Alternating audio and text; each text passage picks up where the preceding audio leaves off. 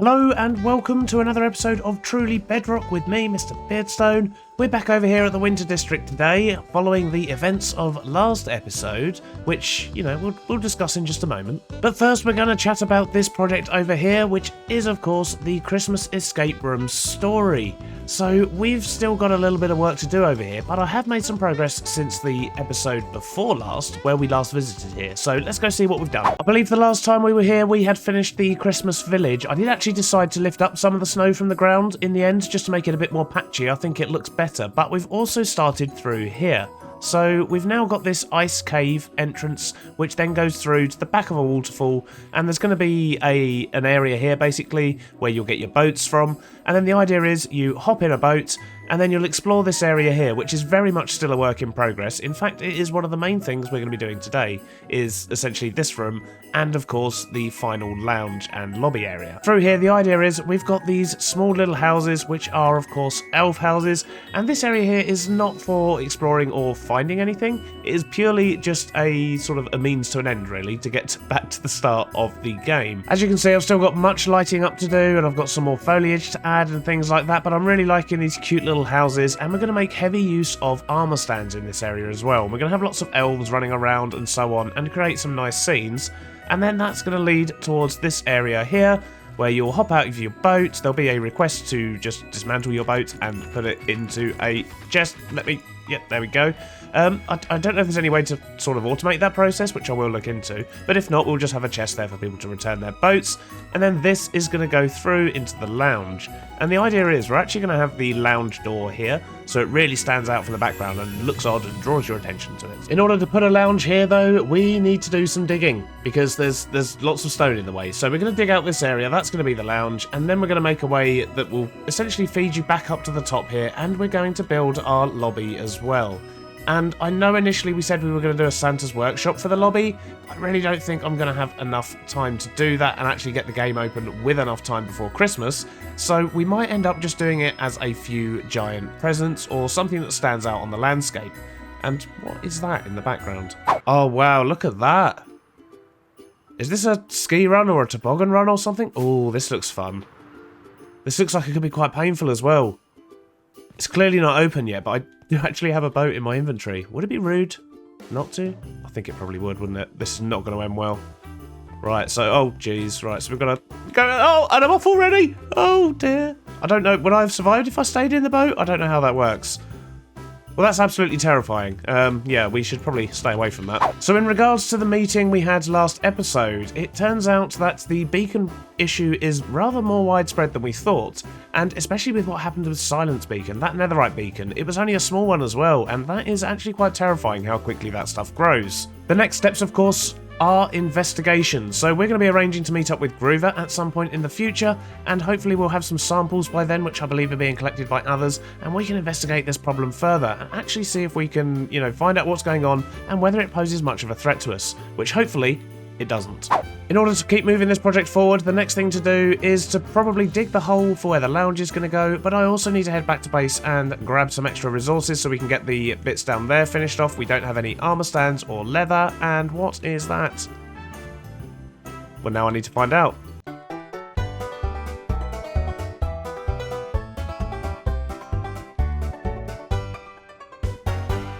Well, it looks like it's a work in progress, but look at those baubles. That's amazing. Wow. That is such a cool idea.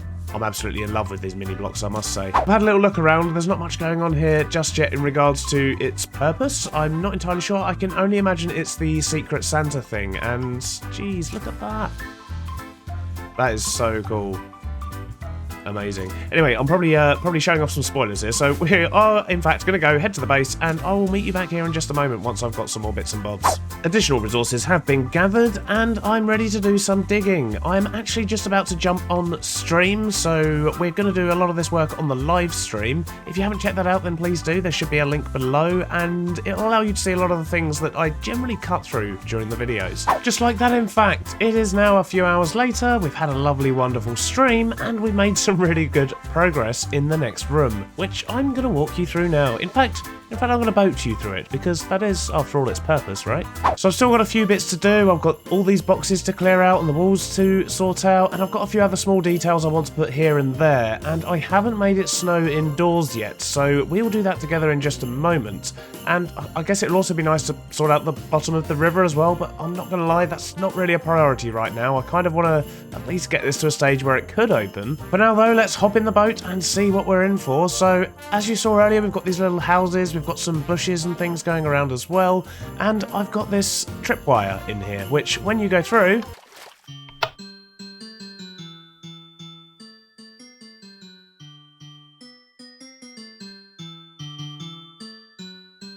it plays a wonderful Christmas tune, and I really like that. It took a while to put together, more than I care to admit, to be honest. It was actually something I did after stream, but it's really cool, and I like it. And you may also notice we have lots of happy little elves around us, and you may also notice that they're all Tiz Tom. Every single one of them. See that over my shoulder? Tiz Tom. Yep. And the one on this side, yep, another Tiz Tom. Basically what happened on stream was we went and looked in my box of heads to see what we had, and we basically just had lots and lots of Tiz Tom. So, yeah, Tiz Tom it is. So some of the details we've put in, we've got one Tiz Tom throwing snowballs at a couple of other Tiz Toms, and then we've got some over this side as well that are playing with presents and things, putting them under a tree. But my favourite bit has to be the Can Tiz Toms, because, I don't know, there's something about it. There's something about it that just means that this should always exist. Always. And then of course we get to the end and I've still got some details and things to do here, such as the snow. I need to pile up some of this and get this all looking a bit nicey. And although we did discuss having a barrel to put the boat in, I've actually come up with a much better solution for that. And that is to make the boat one of the objects or one of the presents that you need to collect, because if we do that, then the person's going to take it with them, because then they get points from it. So if they leave it behind, they're just leaving points behind. We'll obviously have to make it very clear that that is the case, but I think we'll be able to pull it off. There we go. Beautiful. Right, so what I'm going to do is I'm going to run around here, I'm going to place a few more bushes and smaller details and things, and then once I've got that done, I will meet you up on the roof, and that's when we're going to make it snow in here, which I'm really looking forward to, because the snow effect is really good. It just works so well. Just look at these little dudes. Oh, love it. There we go, we've got some extra bushes in, and we've managed to get snow on top of all the leaves and things. We do still need to sort out the bottom of the river here, though, because this corner here is just a little bit too dark, maybe. And, of course, we need to do the snow. So, I guess first things first, it's probably best that we go do the snow. So, let's run up the top there, and in fact, let's turn around, run this way, and grab some more snow blocks. So, the method here is fairly straightforward. All I need to do is literally cover the entire surface of this ceiling, at least where there are gaps, because, of course, we can't put any where the note blocks and other bits of redstone are. But on all of the black concrete here, we're going to cover it in leaves, and then we're going to put a snow layer on it, and that will create particles which will then fall through the concrete blocks as well and make it look like it's snowing inside. It really is a pretty cool effect. So just on this side, that's the leaves down. Now we just need to put the snow on. So let's quickly get this down. There we go. The whole surface that is available to be covered has now been covered. So let's head down back into the room and see how that looks. Hopefully we'll have a few snow particles coming down, apart from the ones that are just on the trees. There we go. We're getting a few here and there, which is exactly what we want. It's not loads, but you know, I think it looks pretty good. I think it works, because as you're running around, you just get these particles coming through every now and then, and it just gives it a little bit more life. Not as much as those dancing tizzies though. Every time. So with that room basically done as well, the last thing we need to do is of course the duplicate lounge. So we're going to be building that in here. We're going to have the entrance to the lounge pretty much right here, so we might need to trim back a couple more levels, but once you come through, there's going to be the lounge. And then the exit is just over here. So we'll put a watervator in. A watervator? That's not what it's called. It's a bubble vator. So we'll put a bubble vator in. Yep, that's the one. We're making some good progress down here on the duplicate lounge, but as you can see, we've still got a long way to go. So we've got lots of the details and things to put on, such as those, and of course the Christmas tree, which we need to get in as well. And yeah, all the smaller details basically is what we need to do now. So I'm going to crack on and get these bits done, and hopefully when I bring you back in, that was actually the correct painting the first time. I'm quite pleased with that. So hopefully when I actually bring you back in, we'll have this room all complete and looking exactly like the room on the other side, and then we can work out how we're going to actually get people out of this room, which I think is most likely going to be out the back of the fireplace, but let's get the rest of the room done first and see where that leads us. There we go, and now that is looking exactly identically the same as the other lounge on this side. On this side, however, I do still need to sort out outside the window and get ourselves another little frosty snowman in there, and I need to decorate the tree again. So the plan with this is to decorate the tree the same, but there's going to be lots of presents under the tree now because you've completed the story. So there's going to be lots and lots of presents under the tree. So that's something I'm going to need to add to this scene. But other than that, it's, as I say, exactly the same. And yeah, the way out is pretty much just going to be either a pressure plate here or possibly even... Actually, yeah, I think I might link the last bit to that book, just so you read the last bit of the book, and then that opens up the exit, and then that will lead you through, and then you'll go up the bubble beta up there, and we dug out way too much space down here. That is one mighty fine-looking Christmas tree, and with that, the lounge is complete. But not only that, I've also linked up the book, which is currently blank, as you can see. It's just so I can actually make this work, although... yeah, I need to actually link up the last little bit of the door. Give me a sec. Okay, we'll try that again, shall we?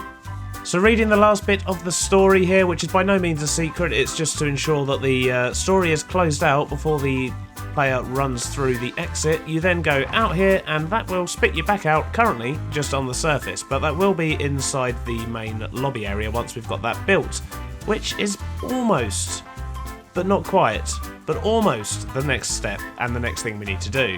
However, before we do that, I've just taken a run through and I've written a list, like an actual real life list on a pen. On a pen? No, on paper, with a pen. See, it's been that long since I've actually had to do that, I couldn't even get the words right. So I need to take this list, I need to grab a bunch of shulkers, and I need to make a shulker box for each room, just for the things that I still need to put in there. Some of those things are quest items, some of it is the story side of things, so the books that need to go in there, and other bits are other just things that you might need as you go around. But I need to stock them all up first. And then, once we've done that, we can come out here and build the main lobby. So, yeah, still plenty to do, and, well, no time to dilly-dally, let's get going. One of the most important things that we need to sort out is, of course, the presents, and I think for that what we're going to do is cook up all of this terracotta, which is a couple of stacks of 12 different colours, which will represent the 12 different presents that you can find throughout the story, I guess. I will also be naming the terracotta blocks as presents and numbering them as well, so that when they get to the end they will know if they've missed any, and it might encourage them to come back and play again. Although they won't be able to resubmit their score, only the first score will count, because obviously once you know how to escape from the rooms it's not really much of a challenge. So I think just the first row of points, or essentially the first run, will count, but there's nothing to stop them going back in again if they want to try and find the other secrets that it holds within. So let's go get this piled into our furnace, get this cooked up and get cracking. Look at that, with all the red and white around and the glazed terracotta coming through, it's like we've got our own little present factory going on. This is awesome. And different ones on this side as well. Haha, love it. Right, let's, well, I guess we just have to wait for a while.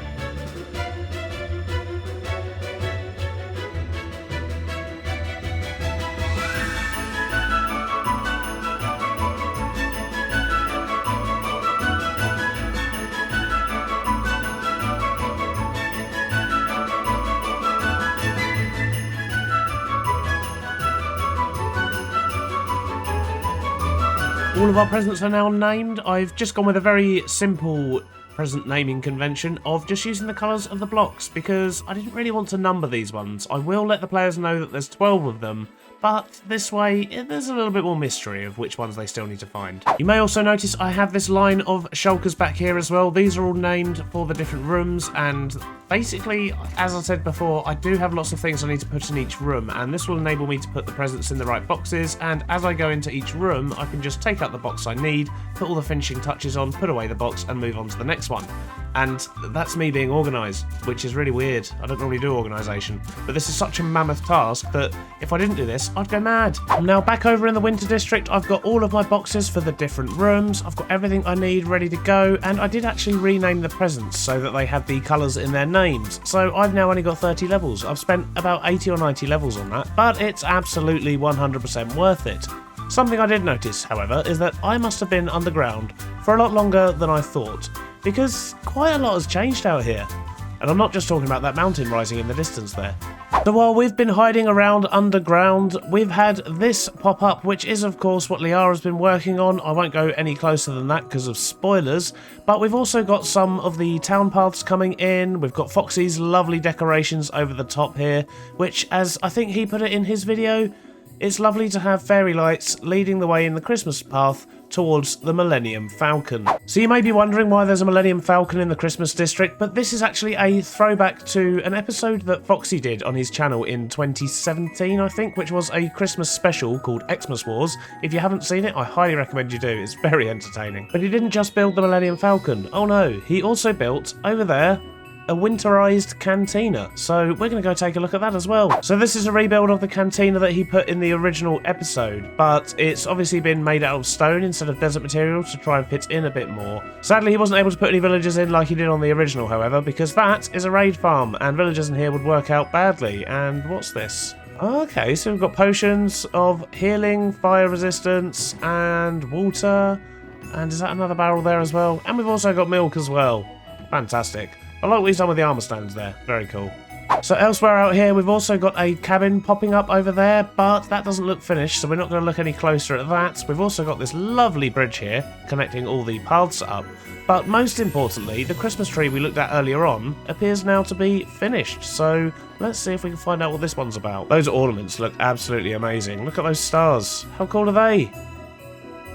Love them. There's a book right here, and let's see what this is. So, Secret Santa 2020. Okay, it's been a long year, so let's end it on a high. Okay, so it looks like there's a couple of pages here. So, if you want to read that, then do pause the screen. I'm just going to leave it up for a second. Okay, so basically it's a Secret Santa, and what we need to do is just grab one of these shulkers, rename it, and then throw it on this piece of carpet here. So, the question is, what colour do we want? There we go, and make sure we're chucking the right one in there. That is the beardy box, is that correct? There we go, and gone. Anyway, enough distractions. It's really nice to see this area coming along, and we will explore further once more has been revealed by the other members of the server. I don't want to go spoiling everything. And yeah, I think I should probably sleep, and then I'm going to crack on and get the rest of this interior bit finished. So I've got a box for every room and a few little bits to do here and there. So I'll meet you back here once I've got all that done, which, well, it's quite late here now, so it's quite likely that's actually going to be tomorrow. I don't even want to talk about how long that's taken, but I can guarantee it's definitely the next day. Quite late in the next day, in fact. On the plus side, though, you may notice that the sand wall is gone. We have a little pipe here that actually feeds out to the surface, and everything is covered up. So if we quickly take to the air here and have a look down and around, you'll see a massive thing. I've still got a little bit to do around the back here, and I still need to make it look nice on some of the sides. It's still a little bit, you know, janky, really, to be honest. However, what I also need to do is cover this in snow. And I could wait for it to snow, but I think I've got a better idea.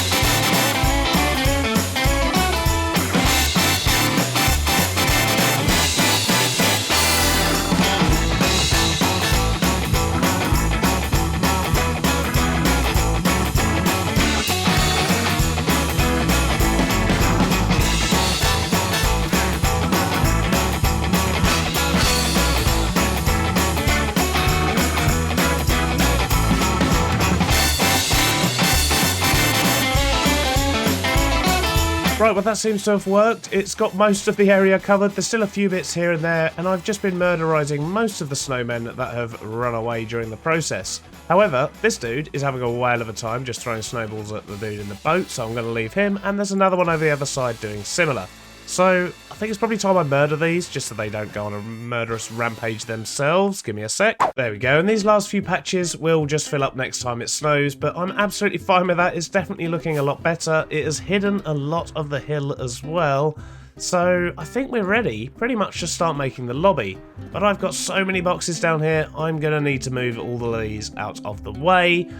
And that's not going to be a small task in itself, because most of these are full.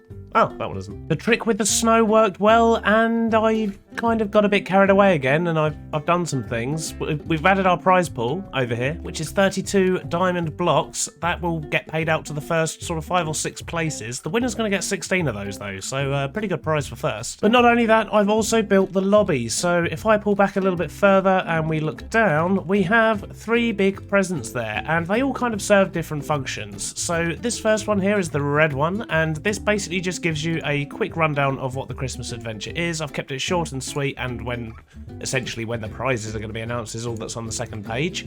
And then when you go through here, this is the main entrance lobby. So to start a game, you'd flick this lever, which locks this door and prevents anyone else getting in, and opens this door so you can get in. There's also a few other bits in here, such as a book for collecting all the elves' names, which are written in the books throughout the story, and a place here to put everything that's in your inventory, because you are not supposed to go into the game with anything in your inventory. Once you complete the game, you'll get spat into this room in here, and that's where you basically claim a shulker chest, name it as your own, put all of the loot that you found in the game in there, and submit it for scoring.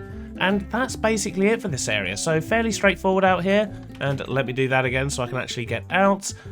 And I think we're pretty much there. I actually think we're ready for the first tests now. Who's online? I've just spoken to Zloy and he's on his way over, so hopefully we can basically just introduce Zloy to the game. I will probably sit in voice chat with him just in case there's any problems. It should all be fine and he should be able to complete it, and hopefully everything will be fine with no problems. But I just want to make sure I'm on hand when the first person goes through, in case anything goes wrong, or explodes, or just bad things. I just want to be here because something's probably going to go wrong. I did redstone. There are presents. I can definitely hear him coming. Currently there are mostly minigames. Which is why Beardstone is here. Hi. Hello, Zloy. How you doing? I'm doing great. I just discovered that I have my in-game player names turned on. Hi, BD. Howdy, howdy, howdy. I've been making things. That's concerning. What's up? Well, but basically, right, I've been working on this for a few weeks. It's free to play and you can win loads of diamonds, right? But Alright. there is a slight issue in that I've done lots of redstone. So I kind of need a guinea pig, like a first run through for someone. And I thought you'd be ideal because you literally have no idea what I've been up to. Meet your score from the first time you play. This game is free entry. Prize pool is 32 diamond blocks. Paid across 6 places. Have fun. Let me know if you have questions. Okay, so basically, pay attention, right? That's the general. Essentially, yeah. Pay attention and look for stuff to fiddle with. All right. Here I come. Start game. You did blocked blocks. I'm so proud of you. Oh no! You're flipping kidding me. I just needed to turn the page. Oh. Oh, hey, a button. Oh, hey, a present.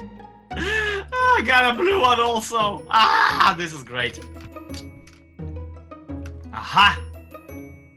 How is the everlasting gobstopper a liquid? You can't tell the player that there are no secrets and expect them to not look for secrets. Yay! Woo! I didn't find half the presents! I'm dead serious, that was just so delightful and amazing. Like, this is a proper game within a game, which is impressive when adventure maps do that. But here you actually pulled it off within survival. Cool. Well, I'm glad you enjoyed it. I mean, you were the guinea pig. A couple of things I'll tweak, I think. But yeah. No, it mostly didn't break. That's amazing. I'll catch you later. Thank you. Bye. Bye! Well, I think overall it's safe to say that that went pretty well. There's only a couple of little tweaks I had to make along the way there, and Sloyd didn't find everything, which is fantastic, which means we are actually going to get some variation on the points. He missed a couple of very easy things and a couple of slightly more difficult things, so yeah, it should be a good mix, I think, from the points perspective. But there is always a chance that people are going to end up tied, and if that's the case, I'll figure that out when the time comes. Either way, I'm glad that that went down well. As I'm sure you can imagine, this has been an absolute monster of an episode to record, and now I need to go and edit the rest of it as well in time for tomorrow's release. So I am going to have to leave it there, I'm afraid. I hope you have enjoyed the episode though, and I really look forward to seeing the other TBers come along and play this game, and hopefully nobody gets too stressed out while playing it. It should be fine, right? Yeah, they'll be fine. Bye-bye now.